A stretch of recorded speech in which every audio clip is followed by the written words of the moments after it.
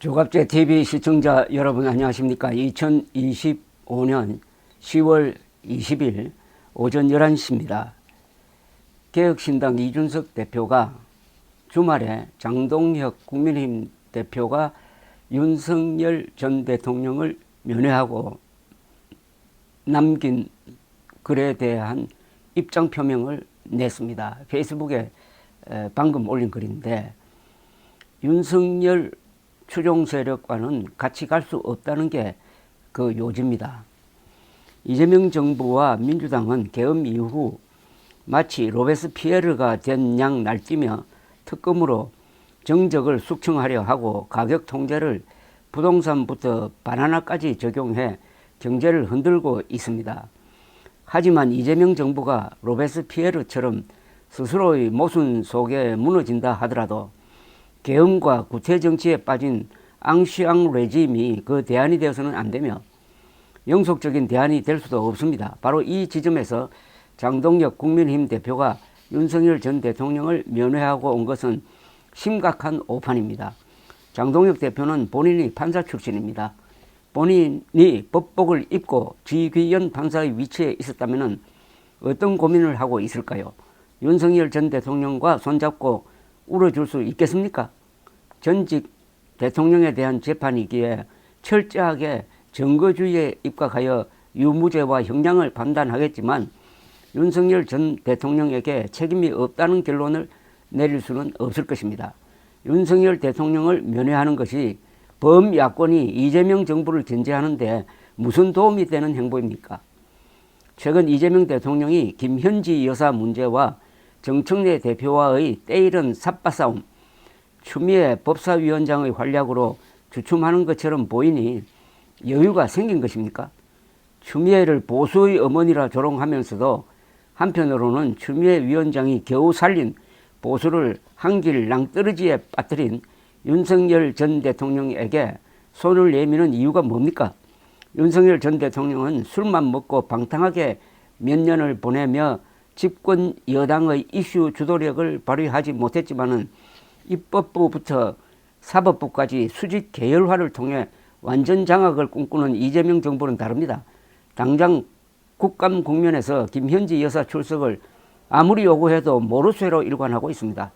APEC에서 여러 국면 전환용 아이템을 시도할 것입니다. 문재인 정부 시기 국민을 눈속임하던 모습 기억 안 나십니까? 결국 북한이 연락사무소를 폭파하기까지 했지만 선거는 지나간 뒤였습니다. 내년 지방선거를 앞두고 기재부의 예산 기능을 박탈한 뒤 지역 맞춤형 선심성 사업들을 쏟아낼 것입니다.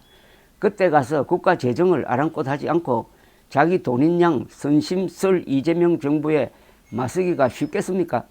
매표와 을치기 외교로 무너진 남미 정치의 예를 이재명 정부에 투영하면서 그 포퓰리즘의 쓰나미가 야당으로서 얼마나 막아내기 어려운 것인지 모르는 것입니까?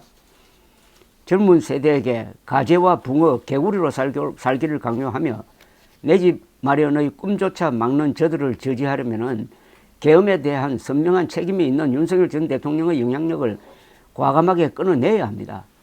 헌법에 맞서 삼권 분립을 무너뜨리고 경제학의 기본 원리와 싸우는 저들을 지적할 때 그 손가락에 계엄과 부정선거 음모론이 묻어 있다면 국민들은 상대평가를 할 것입니다. 개혁신당은 윤석열 전 대통령이 대한민국 국채를 위협하고 보수 진영을 괴멸시킨 것에 대한 책임과 과오를 인정하지 못하는 세력과는 가까이 하기 어렵습니다. 황교안 대표가 문재인 정부의 부동산 실정과 조국 사태에도 불구하고 총선 승리를 만들어내지 못한 것은 따뜻하고 익숙한 태극기 부대의 품에서 탈피하지 못했기 때문입니다. 역사는 반복됩니다. 로베스피에르의 공포정치도 앙시암 레짐의 복고도 모두 실패했습니다. 우리에게 필요한 것은 새로운 대안입니다. 오직 자유와 개인의 인권을 숭상하고 음모론과 우격다짐 대신에 상식을 기반으로 이야기하는 개혁신당만이 이 악순환을 끊어낼 유일한 대안입니다. 이준석 대표의 글은 항상 정보가 있고 대안이 있습니다. 비판만 있는 게 아닙니다. 이 글도 그렇습니다. 마지막 이 대목입니다.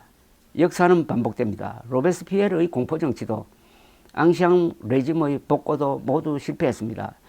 즉 이재명식 개혁도 그리고 장동혁식 윤의계인도 이게 역사를 거스르는 행동이므로 실패할 것이다, 이런 뜻입니다. 우리에게 필요한 것은 새로운 대안입니다. 오직 자유와 개인의 인권을 숭상하고 음모론과 우격다짐 대신 상식을 기반으로 이야기하는 개혁신당만이 이 악순환을 끊어낼 유일한 대안입니다. 개혁신당이 대표하는 보수는 방공, 안보 위주의 보수와는 다릅니다. 공정한 경쟁을 핵심 가치로 하고 있습니다. 그것은 자유와 개인과 인권을 존중한다는 뜻이 포함되어 있습니다. 그렇게 하려면 사실에 기반해야 된다는 겁니다. 음모론에 넘어가면 안 된다는 겁니다. 쉽게 말하면 실사구시죠. 현실과 사실에 맞는 정책을 추구하는 실사구시를 내세우고 공정한 경쟁을 내세우고, 지금 이재명의 이런 난폭한 개혁 몰이, 그리고 여기에 대응한다는 장동혁 국민의힘 대표의 윤의계인과 같은 어떻게 보면 수구 반동적인 태도가 아닌 새로운 길을 모색할 것이다 하는 선언을 한 셈입니다. 이준석의 장동혁 비판은 의미가 있습니다. 장동혁으로 대표되는 극우 컬트 세력과 이준석으로 대표되는 공정한 게임을, 공정한 정의를, 그리고 자율과 개인의 인권을 소중하게 여기는 새로운 보수의 대결이죠. 그래서 이준석, 한동훈 두 사람이 협력하고 경쟁할 때 한국의 보수는 재생할 수가 있을 것이라고 생각합니다. 어차피 한국의 보수는 불법계엄에 반대했던 한동훈, 그리고 부정적 음모론과 싸웠던 이준석 두 사람 중심으로 갈 수밖에 없습니다. 여기에 장동혁 대표가 윤석열을 만나고 나와가지고 페이스북에 올린 글이 하나로 뭉쳐서 싸우자 였는데, 그 하나가 윤석열과 하나가 되는 그런 어떻게 보면 망상을 담고 있어가지고 이준석 대표가 이런 명확한 선을 긋도록 만든 셈입니다. 보수는 경쟁해야 됩니다. 그 경쟁 속에서 국민들의 판단을 구하고 거기서 주도권을 잡는 이런 민주적 토론은 바람직하다고 생각을 합니다.